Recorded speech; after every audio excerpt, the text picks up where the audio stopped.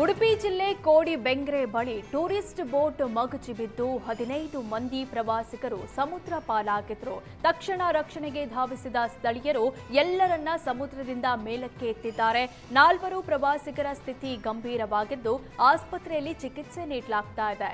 Jacket ಧರಿಸದೆ ಹೋಗಿರುವ ಬಗ್ಗೆ ಸಂಶಯವಿದ್ದು ಬೋಟ್ನಲ್ಲಿ ಸುರಕ್ಷತಾ ಕ್ರಮ ಕೈಗೊಂಡಿದ್ರೋ ಇಲ್ಲವೋ ಅನ್ನೋ ಬಗ್ಗೆ ಪೊಲೀಸರು ಮಾಹಿತಿ ಸಂಗ್ರಹಿಸುತ್ತಿದ್ದಾರೆ.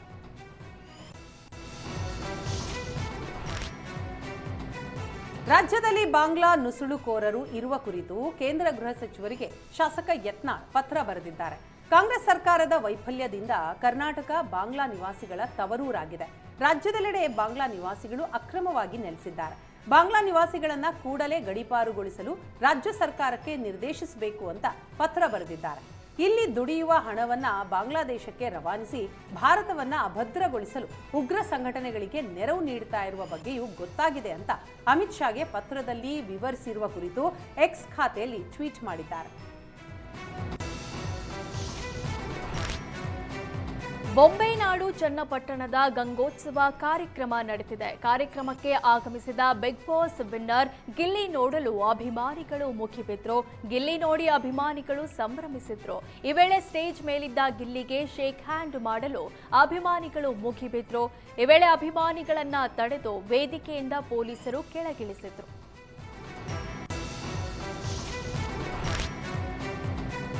ರಾಜಭವನ ಮತ್ತು ಸರ್ಕಾರದ ಮಧ್ಯೆ ಆಡಳಿತಾತ್ಮಕ ಸಂಘರ್ಷ ಮುಂದುವರೆದಿದೆ.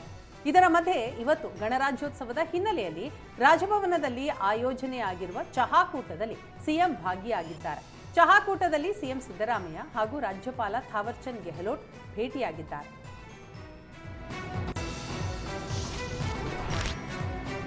ದಾವಣಗೆರೆ ಜಿಲ್ಲೆ ಹೊನ್ನಾಳಿ ತಾಲೂಕು ಕ್ರೀಡಾಂಗಣದಲ್ಲಿ ಗಣರಾಜ್ಯೋತ್ಸವ ಪಥ ಸಂಚಲನದಲ್ಲಿ ಪೌರ ಕಾರ್ಮಿಕರ ಜೊತೆ ಶ್ವಾನ ಹೆಜ್ಜೆ ಹಾಕಿದ ವಿಶೇಷ ಘಟನೆ ನಡೆದಿದೆ.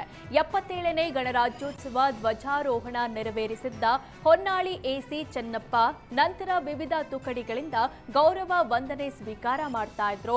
ಈ ವೇಳೆ ಹೊನ್ನಾಳಿ ಪುರಸಭೆಯ ಪೌರ ಕಾರ್ಮಿಕರು ಪರೇಡ್ನಲ್ಲಿ ಭಾಗವಹಿಸಿದ್ರು.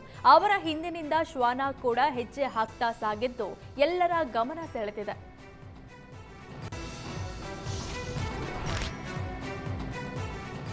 ಪದ್ಮಶ್ರೀ ಪ್ರಶಸ್ತಿಗೆ ಭಾಜನರಾಗಿರುವ ಡಾಕ್ಟರ್ ಎಸ್.ಜಿ. ಸುಶೀಲಮ್ಮರನ್ನ ಬಿಜೆಪಿ ನಾಯಕರು ಭೇಟಿಯಾಗಿದ್ದಾರೆ. ಬೆಂಗಳೂರಿನ ಸುಮಂಗಲಿ ಸೇವಾಶ್ರಮಕ್ಕೆ ಮಾಜಿ ಸಿಎಂ ಡಿ.ವಿ. ಸದಾನಂದಗೌಡ, ವಿಧಾನ ಪರಿಷತ್ ವಿಪಕ್ಷ ಮುಖ್ಯ ಸಚೇತಕ ಎನ್. ರವಿಕುಮಾರ್, ಬಿಜೆಪಿ ಬೆಂಗಳೂರು ಉತ್ತರ ಜಿಲ್ಲಾಧ್ಯಕ್ಷ ಎಸ್. ಹರೀಶ್ ಭೇಟಿ ನೀಡಿ ಡಾಕ್ಟರ್ ಎಸ್.ಜಿ. ಸುಶೀಲಮ್ಮಗೆ ಗೌರವಿಸಿದರು.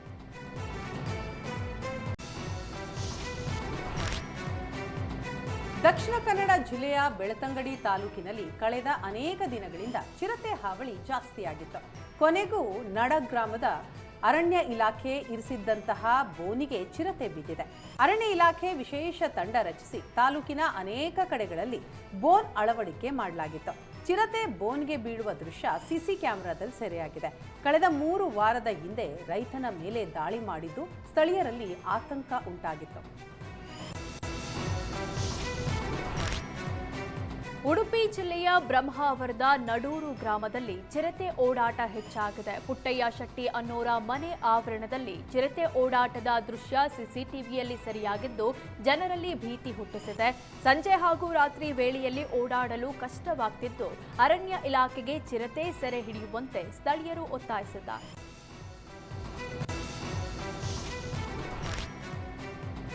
ಕೊಡಗಿನ ಕಾಜೂರಿನಲ್ಲಿ ನಿನ್ನೆ ತಡರಾತ್ರಿ ಆಕಸ್ಮಿಕ ಅಗ್ನಿ ಅವಘಡಕ್ಕೆ ಮನೆಯೊಂದು ಹೊತ್ತಿ ಉರಿದಿದೆ.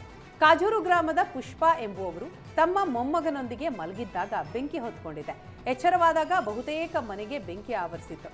ತಕ್ಷಣವೇ ಹೊರಗೆ ಬಂದು ಅಜ್ಜಿ ಮೊಮ್ಮಗ ಜೀವ ಉಳಿಸಿಕೊಂಡಿದ್ದಾರೆ. ಬಳಿಕ ಸ್ಥಳಕ್ಕೆ ಆಗಮಿಸಿದ ಅಗ್ನಿಶಾಮಕ ಸಿಬ್ಬಂದಿ ಬೆಂಕಿ ನಂದಿಸಿದ್ದಾರೆ.